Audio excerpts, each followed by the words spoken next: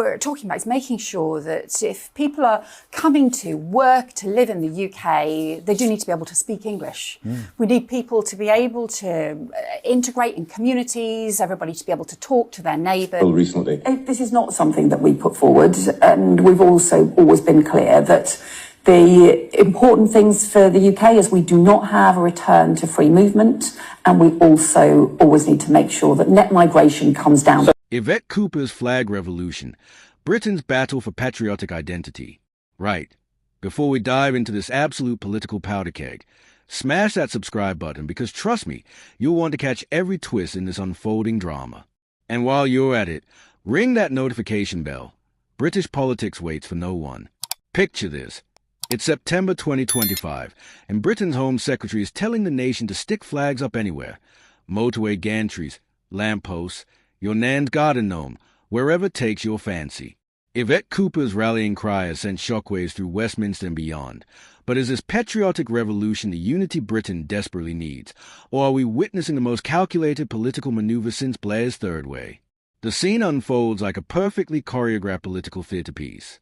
Cooper, speaking to Times Radio with the confidence of someone who's just discovered the secret to British harmony, declares her own home a veritable shrine to national symbolism. Yorkshire rose ornaments? Check. Union Jack flags? Obviously. St. George's bunting draped about like Christmas decorations in July? Absolutely. I would put them up anywhere, she proclaimed, and one can almost hear the collective intake of breath from political commentators across the land.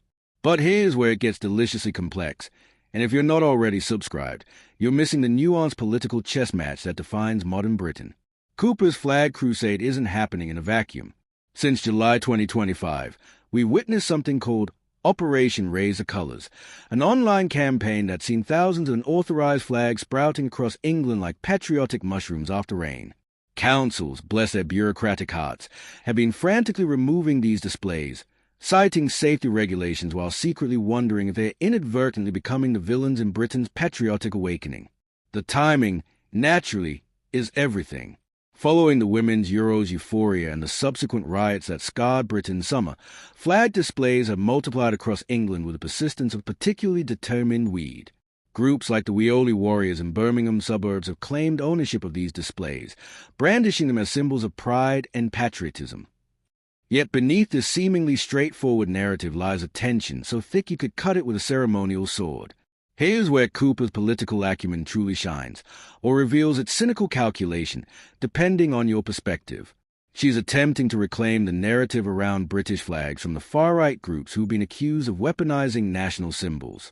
It's a bold strategy, reminiscent of a chess grandmaster sacrificing a pawn to protect the queen. By embracing flags with the enthusiasm of a football supporter on World Cup final day, Cooper and the Labour Party are essentially saying, these symbols belong to all of us, not just the extremes. Don't forget to hit subscribe if you haven't already. We're just getting to the juicy political maneuvering that would make Machiavelli weep with pride. The numbers tell a fascinating story that reveals Britain's schizophrenic relationship with its own symbols. A YouGov poll from 2024 updated for 2025, shows 57% of respondents view the St. George's flag positively, while 27% harbor negative feelings due to its association with far-right movements. This isn't just statistics. It's a window into Britain's fractured soul, where the same symbol can represent unity to some and division to others. Prime Minister Keir Starmer, never one to miss a symbolic opportunity, has proudly displayed a St. George's flag at Downing Street, declaring with the conviction of a man who's just discovered fire, I'm very encouraging of flags. I think they are patriotic. The coordination between Starmer and Cooper is so seamless it makes one wonder if there's a secret Whitehall manual titled How to Weaponize Patriotism for Political Gain. But let's pause for a moment and appreciate the sheer audacity of this political pivot. The Labour Party, historically more comfortable with international solidarity than flag-waving nationalism, is now embracing Union Jacks with the fervor of a convert. Starmer has incorporated these symbols into party literature with the strategic precision of a military campaign. It's a masterclass in political repositioning that would leave Tony Blair nodding in approval. The opposition, naturally, isn't taking this lying down. Critics like Sabi Dalu from Stand Up to Racism warn that these flag displays could alienate immigrant communities, turning symbols of supposed unity into barriers of exclusion. It's the classic British paradox, an attempt to bring everyone together that risks pushing some people further away. Subscribe now because we're about to dive into the constitutional implications that most commentators are missing entirely. Cooper's passionate defense goes beyond mere political posturing. During parliamentary discussions on September 1st, 2025, she referenced flags an astounding 24 times while updating MPs on the asylum system. This isn't coincidence. It's calculated messaging designed to link patriotism with immigration policy in a way that's both subtle and sledgehammer obvious. The subtext screams, we can love Britain and manage immigration responsibly. The legal framework adds another layer of intrigue. Since 2012, laws have permitted the display of national flags without specific permission, but Cooper's encouragement feels like something more than legal clarification. It's a cultural directive, a prime ministerial decree wrapped in the language of suggestion. When the Home Secretary tells you to put flags up anywhere, she's not just discussing home decoration. She's defining the boundaries of acceptable patriotism. The regional dynamics reveal Britain's complex identity crisis in microcosm. Cooper's Yorkshire constituency provides a perfect backdrop for this flag campaign, a region where English identity, British identity, and local pride intersect in ways that will confuse a constitutional lawyer. Her mentions of Pontefract Castle being dominated by the flag of St. George isn't just geographical description, it's historical positioning that connects contemporary politics to medieval heritage. Social media has amplified this debate in predictably explosive fashion. The viral X post by @Saul Staniforth highlighting Cooper's collection of Union Jack tablecloths, flags, and bunting transformed political interview into internet fodder. The image of Britain's Home Secretary surrounded by more flags in a World Cup opening ceremony has become a meme, a symbol, and a lightning rod all at once. Remember to subscribe and hit that bell icon. British politics moves faster than a London cab in rush hour traffic. The explosion of patriotism noted by Dorset Council leader Nick Ireland captures something profound about Britain's current moment. This isn't just about flags. It's about a nation grappling with its post-Brexit identity, its relationship with immigration, and its place in an increasingly complex world. The painted roundabouts Ireland mentions aren't vandalism. They are desperate attempts at territorial marking in a country uncertain about its own boundaries. The far right's attempted appropriation of national symbols creates a fascinating dynamic that Cooper is trying to navigate with the delicacy of a bomb disposal expert. By encouraging widespread flag displays, she's essentially flooding the market, making it impossible for extremist groups to claim exclusive ownership of British patriotism. It's crowdsourced nationalism designed to drown out extremist voices with a chorus of mainstream pride. The international implications lurk beneath this domestic drama. Britain's relationship with its symbols affects how the country presents itself globally, particularly in post-Brexit negotiations and international forums. A Britain comfortable with its flags is a Britain confident in its identity, or at least that's a message Cooper and Stamm are desperately trying to project. The generational divide adds another dimension to this flag phenomenon. Younger Britons, raised in a more globalized world, may view flag displays differently than older generations who remember when British identity seemed more straightforward. Cooper's campaign must bridge this gap, making patriotism relevant to Instagram users while respecting the traditions of those who lived through Britain's imperial sunset. Don't forget to subscribe.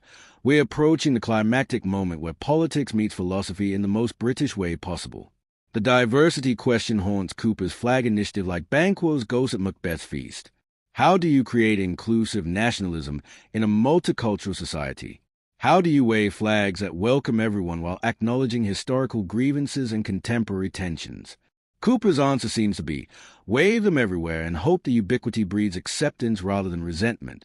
The economic undertones of this debate reflect broader anxieties about Britain's place in the global hierarchy. Flag displays in economically struggling communities often carry different meanings than those in prosperous areas. Cooper's put them up anywhere message must account for these varying contexts, where the same symbol can represent hope, defiance, nostalgia, or frustration depending on local circumstances. The media's role in amplifying this story reveals the hunger for narratives that make sense of Britain's current confusion. Cooper's flag comment became news not just because of their political significance, but because they offered a clear, visual symbol in a time of abstract anxieties. Flags are concrete in ways that economic policies and diplomatic strategies aren't. The psychological aspect of national symbols taps into fundamental human needs for belonging and identity. Cooper isn't just encouraging flag displays. She's prescribing a form of collective therapy for a nation suffering from post-imperial stress disorder. The flags become totems, objects that carry emotional weight far beyond their physical presence. Make sure you're subscribed because a conclusion to this political drama will reshape how Britain sees itself for years to come. The constitutional monarchy's silence on this debate speaks volumes about the delicate balance between political leadership and royal neutrality. While Cooper and Starmer embrace flags with Republican enthusiasm, the actual symbols of the crown remain carefully nonpartisan. This creates a space where politicians can claim patriotism while the monarchy maintains its position above the fray. The European context adds another layer of complexity to Britain's flag obsession. While continental Europeans might view flag displays as quaint nationalism, post-Brexit Britain uses them as statements of independence and self-determination. Cooper's campaign isn't just about domestic unity. It's about projecting confidence to international observers who question Britain's post-EU viability. The religious undertones of the St. George's Cross, a Christian symbol in an increasingly secular society, create theological as well as political tensions. Cooper's secular appropriation of religious imagery reflects broader questions about Britain's Christian heritage and multicultural present. The flag becomes a battlefield where different interpretations of British identity clash. The gender dynamics of Cooper's leadership on this issue shouldn't be overlooked. A female Home Secretary telling Britain to embrace its flags carries different connotations than if the same message came from a male politician. Cooper's approach combines maternal encouragement with political authority in ways that complicate traditional gender roles in British politics. The class implications of flag displays, working-class pride versus middle-class embarrassment, reveal the social stratification that Cooper's message must navigate. Making flags respectable across all social classes requires careful calibration of messaging and symbolism. Cooper's Yorkshire roots provide authenticity that London-based politicians might lack. Subscribe now. This story is far from over, and the implications will ripple through British politics for decades. The technological aspect of modern flag campaigns, from social media coordination to digital surveillance of displays, represents a new frontier in political expression. Operation Raise the Colours demonstrates how online activism translates into physical space, challenging traditional boundaries between digital and real-world politics. The environmental concerns about mass flag production and disposal add an unexpected dimension to Cooper's campaign. In an age of climate consciousness, encouraging widespread flag displays raises questions about sustainable patriotism. Even national pride must reckon with environmental responsibility. The artistic and aesthetic elements of flag displays, their colors, placement, and combinations, create a visual language that communicates complex political messages. Cooper's own collection of Yorkshire Rose ornaments alongside Union Jacks and St. George's flags represents a carefully curated identity that balances local, national, and British loyalties. The historical precedents for government-encouraged flag displays evoke memories of wartime unity campaigns and imperial celebrations. Cooper's initiative operates within this historical context while trying to create something distinctly contemporary. The challenge lies in harnessing historical emotions for modern purposes. The psychological impact of ubiquitous flag displays on children and young people will shape future generations' relationship with British identity. Cooper's campaign isn't just about immediate political gains. It's about cultural programming that will influence how tomorrow's Britons understand their national identity. Cooper's flag revolution represents more than political opportunism or genuine patriotic revival. It embodies Britain's ongoing struggle to define itself in a post-imperial, post-Brexit world. Whether her put 'em up anywhere message succeeds in unifying the country or further fractures already strained communities remains to be seen. What's certain is that this debate will continue long after the last flag is hung or taken down. The stakes couldn't be higher. In encouraging Britons to embrace their flags, Cooper and Starmer are gambling with the very symbols that define national identity. They are betting that inclusivity can triumph over exclusion, that shared symbols can bridge divided communities, and that political leadership can reshape cultural meaning. As this story continues to unfold, one thing remains crystal clear. Britain's relationship with its own symbols will define its future in ways that extend far beyond party politics or electoral cycles. Subscribe to UK Connors for the latest updates on this developing story. And remember, in British politics, today's patriotic symbol could be tomorrow's political liability. Don't miss what happens next.